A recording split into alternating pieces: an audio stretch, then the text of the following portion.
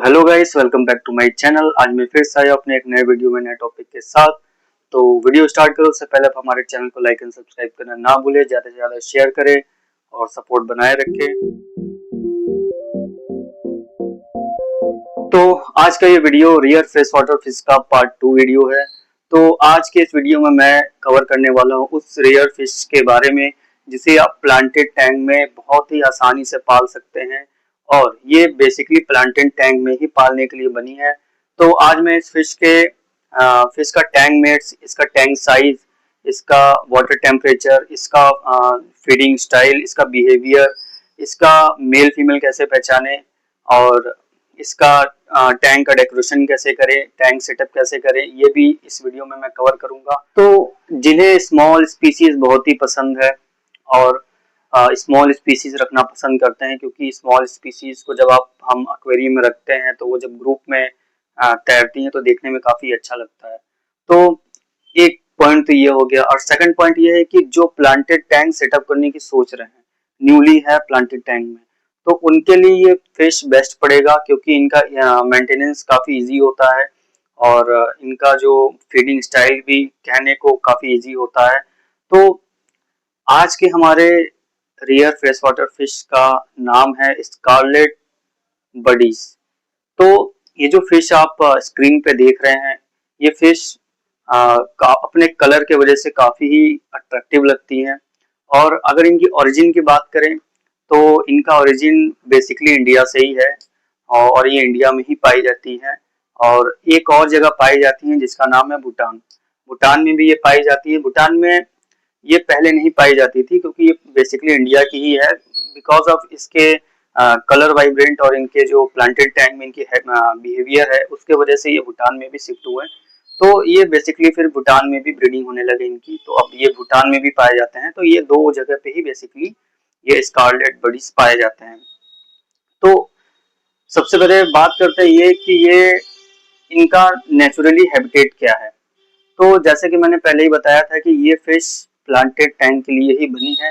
ये प्लांटेड ही हैबिटेट होती है, क्योंकि अगर आप प्लांटेड टैंक सेटअप कर रहे हैं और आपका प्लांटेड टैंक काफी ही हेवी है और आपने काफी अच्छी प्लांटिंग की है अपने टैंक में और आप चाहते हैं कि कोई सबसे पहले बेसिक फिश रख के देखे जिसका मेंटेनेंस कम हो और जिसका जो फीडिंग स्टाइल है, जिसको कंट्रोल करना थोड़ा सा इजी हो, तो उसके लिए आप स्कारलेट बडीज आराम से पाल सकते हैं, रख सकते हैं अपने टैंक में।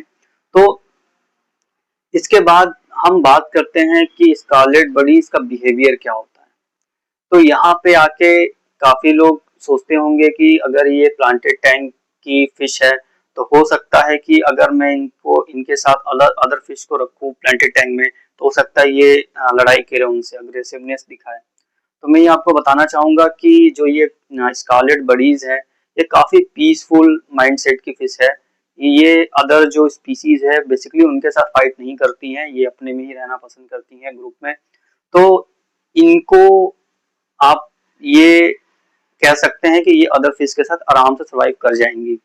और इनका एक पॉइंट ये है कि ये इनके जो मेल्स होते हैं ये बेसिकली अदर स्पीसीज के मेल्स के साथ ही फाइट करते हैं, बिकॉज ऑफ इनका जो नेचर होता है टेरिटरी बिल्ड करने का होता है, जैसे कि चिकलेट ग्रुप का होता है वैसे ही इनका होता है। फीमेल्स को ये कोई नुकसान नहीं पहुंचाते अदर स्पीसीज को, और ये ज्यादातर मेल्स को ही पहुंचाते हैं, क्योंकि मेल्स में ये माइंडसेट होता है कि मैं अपना टेरिटरी बिल्ड करूंगा, तो इसलिए वो मेल्स को ही हार्म पहुंचाते हैं। हालांकि ये बहुत ही ज्यादा टेंशन लेने वाली बात नहीं है, क्योंकि ये तभी अटैक करती हैं जब देखती हैं कि दूसरे स्पीसीज की मेल उनके टेरिटरी में एंटर करने का ट्राई कर रहा है, तभी ये अटैक करती है। नहीं तो ये बहुत ही पीसफुल फिश है, सभी फिशेस के साथ ये सरवाइव कर जाती हैं। तो अब बात आता है कि आप इनको कौन से अदर फिशेस के साथ आप रख सकते हैं प्लांटेड टैंक में ही। तो जैसा कि हम जानते हैं कि प्लांटेड टैंक में सभी मछलियां सरवाइव नहीं करती हैं, क्योंकि प्लांटेड टैंक की फिशेस ही अलग आती हैं। तो प्लांटेड टैंक में अगर आपने स्कारलेट बडीज रखी हैं तो आप ट्राई करें कि स्कारलेट बडीज के साथ उन्हीं के साइज की या उन्हीं के नेचर की फिशेस रखेंगे तो ये बहुत ही अच्छा होगा। क्योंकि अगर काम माइंड के फिशेस रखेंगे तो दोनों में लड़ाई नहीं होगा, दोनों अपना अलग अलग सर्वाइव करेंगी और जो आपका टैंक है वो हेल्थी रहेगा और आपके फिशेस का जो काउंट है वो भी नहीं घटेगा। तो आप इनके साथ रख सकते हैं अ, अ, जो बॉटम स्विमर होते हैं, जो बॉटम स्विमर होते हैं जैसे कैटफिश वगैरह होते हैं, वो आप आराम से रख सकते हैं। कैटफिश मतलब जो डोरा कैटफिश होते हैं वो आप रख सकते हैं। और उसके साथ आप अदर जो स्मॉल स्पीसीज होती हैं जैसे कि जो पोलर पैरेट्स होते हैं वो भी आपका सर्वाइव उसमें कर जाते हैं प्लांटेड टैंक में। हालांकि अगर मैं इनके साइज की बात करूं तो इनका साइज काफी छोटा होता है, क्योंकि ये बहुत ही छोटी स्पीसीज से आती है, तो इनका मैक्सिमम साइज 1 इंच तक ही बढ़ता है, मतलब इनकी मैक्सिमम साइज 1 इंच तक ही होती है, इनसे बड़ी ये नहीं होती है। तो ये तो हो गई इनके साइज की बात। अब हम बात करते हैं कि ये कितने बड़े टैंक में आप इनको रख सकते हैं। तो अगर आप प्लांटेड टैंक सेटअप कर रहे हैं तो मिनिमम टैंक साइज इसका 2 फीट होना चाहिए। 2 फीट से स्टार्ट करेंगे तो 3 फीट, 4 फीट, 5 फीट, ये अप टू टैंक साइज और जो आपने स्कारलेट बडीज जितने पीस में रखे हैं उस पर डिपेंड करता है। क्योंकि अगर हम ये सोचे कि स्कारलेट बडीज को एक साथ ग्रुप में कितने पीसेज में रख सकते हैं, तो इसमें भी डिपेंड करता है कि आपका एक्वेरियम साइज क्या है। अगर मान लीजिए कि आपने 2 फीट का प्लांटेड टैंक सेट किया है, 2 feet by 1 feet by 1 feet, या फिर 2 feet by 1.5 feet by 1.5 feet, तो उसमें आप 4 to 5 पीस आराम से रख सकते हैं, क्योंकि इनको भी प्रॉपरली स्विमिंग का जगह चाहता है, क्योंकि ये भी टेरिटरी बिल्ड करते हैं, तो इनको स्विमिंग के लिए प्रॉपर स्पेस चाहिए होता है। तो 4 to 5 पीस रखे तो ये आपस में लड़ने से बचेंगी। हालांकि पीसफुल होती है, लेकिन टेरिटरी बिल्ड करने का जो इनका माइंडसेट होता है उसकी वजह से हो सकता है कि आपस में फाइट करें। उसके बाद अगर आप चाहते हैं कि इनको 10 पीस, 20 पीस या फिर 15 पीस के काउंट में रखें, तो इसके लिए आपको मिनिमम 4 फीट टैंक आपको चाहिए और उसमें प्रॉपर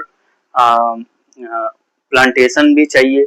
और अगर इनके टैंक सेटअप की मैं बात करूं तो इनका जो बिहेवियर होता है, इनका भी बिहेवियर हाइड करने का होता है। जब ये इनको हाइड करना काफी अच्छा लगता है, तो आप जब अपना प्लांटेड टैंक बना रहे हैं तो उसको इतना घना और इतना हाइडिंग प्लेस उसमें बनाएं कि जो इनके अदर इन्हीं के स्पीसीज के टैंकमेट्स है वो आपस से लड़ाई से बचने के लिए उस केव्स में जाके या फिर उस जो घने आपने पौधे लगाए हैं उसमें, प्लांटेड लगाए हैं उसमें उसमें जाके छिप सके। ये देखने में भी काफी अच्छा लगता है, क्योंकि जब वो एक दूसरे से हाइड करती हैं, प्लांट में जाके हाइड करती हैं या फिर हाइडिंग प्लेस में जाके हाइड करती हैं, जब आप उनको देखेंगे तो देखने में भी ये काफी अच्छी लगती है। तो ट्राई करें कि जब इनका आप टैंक सेटअप कर रहे हैं तो हाइडिंग प्लेस बनाना ना भूलें। इनके वाटर टेम्परेचर की बात करूं तो इनका वाटर टेम्परेचर काफी कम होता है, क्योंकि जैसा कि हम सभी जानते हैं कि जहाँ पे पेड़ पौधे होते हैं वहाँ का टेम्परेचर काफी ठंडा होता है, और ये बेसिकली प्लांटेड टैंक की मछली है, तो ये काफी ठंडे पानी में रहती है। तो इनका जो वाटर टेम्परेचर होगा वो 18 डिग्री टू 21 डिग्री सेल्सियस के बीच में होगा। तो आप ये ट्राई करें कि जो ये वाटर टेम्परेचर है वो मैनेज रहे, क्योंकि अगर वाटर टेम्परेचर बढ़ा तो हो सकता है ये बहुत ही टाइनी फिश होती है, तो हो सकता है ये मर सकती हैं, या फिर स्ट्रेस में आके आपस में फाइट कर सकती हैं, या फिर फीडिंग छोड़ सकती हैं। तो इनका आप ये ध्यान रखें कि वाटर टेम्परेचर आपका 18 टू 21 डिग्री सेल्सियस के बीच में हो। तो अब हम बात करते हैं एक कि इनके टैंक का जो लाइटिंग होता है वो कैसा होगा। तो अगर टैंक की लाइटिंग की बात करें तो ये प्लांटेड टैंक के फिश है और इन्हें हाइड करना बहुत पसंद है। अगर इनके टैंक में आप बहुत ही ज्यादा लाइटिंग अगर आप लगा देते हैं तो ये काफी स्ट्रेस में आ जाएंगी, और ये थोड़ी डरती भी हैं ये फिश, तो ये डरेंगी और इनके स्ट्रेस के रीजन से ये फीडिंग जब छोड़ेंगी तो फिर धीरे धीरे धीरे करके सभी मरने लगेंगे, क्योंकि ज्यादा लाइट होगा तो हाइडिंग प्लेस भी हाइड का कोई काम नहीं आएगा, क्योंकि वो किसी से अपने आप को अदर फिशेस या अदर स्पीसीज से अपने आप को छुपा नहीं पाएंगी। तो जितना ट्राई करें डीम लाइट, यानी कि जो जिस लाइट का स्पेक्ट्रम थोड़ा सा कम हो, येलो या व्हाइट, आपको जैसा पसंद है वैसा। वैसे तो प्लांटेड टैंक का जो लाइट होता है वो अलग ही होता है।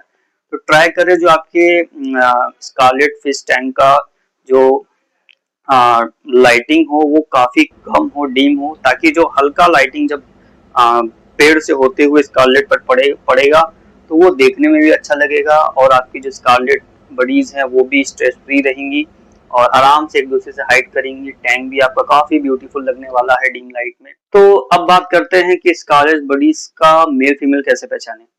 तो मेल फीमेल्स पहचानने के लिए आपको सबसे पहले ये देखना होगा कि स्कारलेट बडीज का कौन सा फिश है जिसका कलर काफी ब्राइट है, देखने में काफी ही अट्रैक्टिव लग रहा है। तो अगर जो भी स्कारलेट बडीज की जो फिश है, जो भी पीस काफी ही कलरफुल, काफी ब्राइट और अट्रैक्टिव लग रही है, तो वो बेसिकली मेल होती हैं।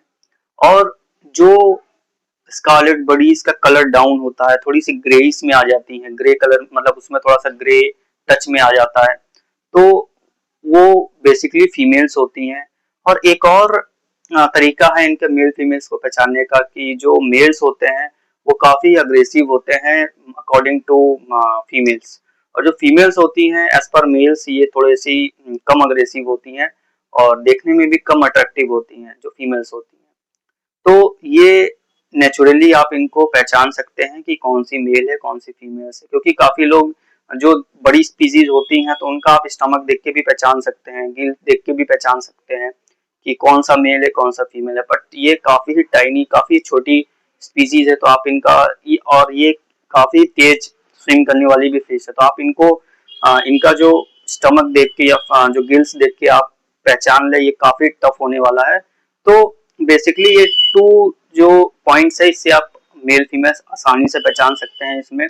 अब बात करते हैं इनकी फीडिंग की। तो स्कारलेट बडीज पालने का पहले आपको ये जानना बहुत ही जरूरी है इनको फीडिंग क्या दे, क्योंकि अगर आपको ये पता नहीं होगा तो आप परेशान रहेंगे कि मेरे स्कारलेट बडीज फीडिंग नहीं ले रही हैं और फीडिंग नहीं लेने की वजह से वो मर गई।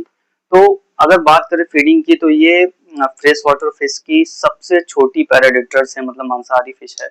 तो आप इनको ट्राई करें कि इनको आप लाइव फीडिंग दे, फ्रोजन फूड्स दे, जैसा कि लाइव फीडिंग में आप स्मॉल जो फिशेस होती हैं और लार्वास होती हैं वो आप इनको दे सकते हैं, ब्लड वॉर्म दे सकते हैं, फ्रोजन स्ट्रीम दे सकते हैं, ब्राइन श्रिम्प दे सकते हैं, और जो इन्वर्टिब्रेट्स होती हैं छोटे छोटे वो भी आप इनको दे सकते हैं। तो बेसिकली ये वही खाती हैं, और अगर आप इनको पैलेट्स देने का ट्राई करेंगे तो ये पैलेट्स फीड नहीं करेंगी, क्योंकि ये पैलेट्स खाती ही नहीं है। तो अगर आप पैलेट्स दे दे के परेशान हो जाएंगे फिर भी ये नहीं खाएंगी, आपका टैंक गंदा होगा, उससे अच्छा आप इनको लाइव फीडिंग दे, और फीडिंग में उतना ही दे कि ये टैंक आपका जो टैंक का वाटर है वो मेंटेन रहे। अगर आपने एक ग्रुप में रखा हुआ है तो ट्राई करें कि एक बार भी अगर आप इन्हें देते हैं फीडिंग, या मॉर्निंग में या नाइट में, जैसा आप रूटीन सेट करें। अगर आप एक बार देंगे तो आपके फिश के हेल्थ के लिए, आपके वाटर के केमिस्ट्री के लिए बेस्ट पड़ेगा। इनके वाटर पीएच की बात करें तो इनके वाटर पीएच 6.5 टू 8.5 के बीच में होना चाहिए, जिससे कि आपकी फिश हेल्थी रहे, वाटर केमिस्ट्री मेंटेन रहे। तो अब बात करते हैं कि स्कारलेट बडीज का लाइफ कितना होता है। तो ये इनका लाइफ 2 ईयर से 6 ईयर के बीच में होता है। ये डिपेंड करता है कि आपने इनका केयर कैसे रखा है। कोई कोई स्कारलेट 2 साल में ही मर जाती है, इनका लाइफ कंप्लीट हो जाता है, कोई कोई 3 ईयर्स तक जाती है, कोई 4 ईयर्स, कोई 5 ईयर्स, और ये मैक्सिमम 6 ईयर तक देखी गई है। तो आप जितना अच्छा इनका केयर करेंगे इनका लाइफ उतना ही हाई तक जाएगा। मतलब हाई का मतलब ये नहीं कि आप 10 साल तक चले जाएंगे, 6 ईयर इनका मैक्सिमम होता है। जितना आप अच्छे से इनको रखेंगे, मेंटेन करेंगे, फीडिंग देंगे, वाटर केमिस्ट्री आप मेंटेन किए रहेंगे, उतना ही इनका लाइफ बेटर होगा, लॉन्ग होगा। तो आपको हमारा ये रेयर फ्रेश वाटर फिश का पार्ट 2 कैसा लगा कमेंट बॉक्स में जरूर बताएं, ज्यादा से ज्यादा शेयर करें। मिलते हैं नेक्स्ट पार्ट में नेक्स्ट रेयर फिश के साथ। तो तब तक के लिए थैंक यू।